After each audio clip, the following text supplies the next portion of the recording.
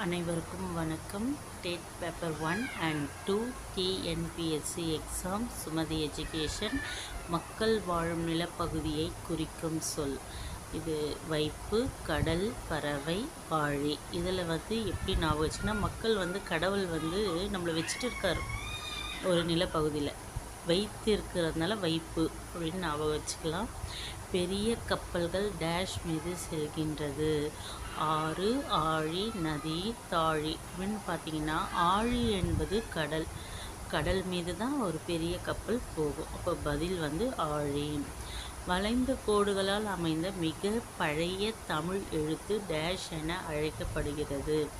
வளைஞ்சு இருக்குதுனாவே நம்மளுக்கு ஆன்சர் தெரியணும்.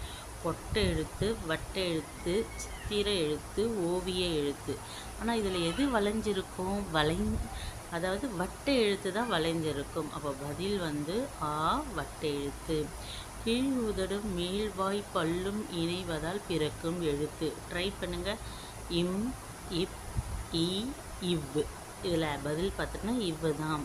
அதுதான் கீழ் உதடும் மேல்வாய் பல்லும் நல்லா இணைந்து பிறக்கும் எழுத்தாக இருக்குது. வெண்குடை என்னும் சொல்லை பிரித்து எழுத கிடைப்பது.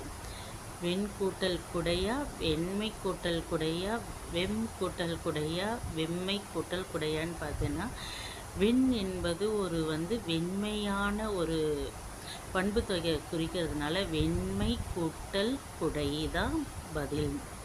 Please subscribe, like and share. Thank you for watching again. Thank you.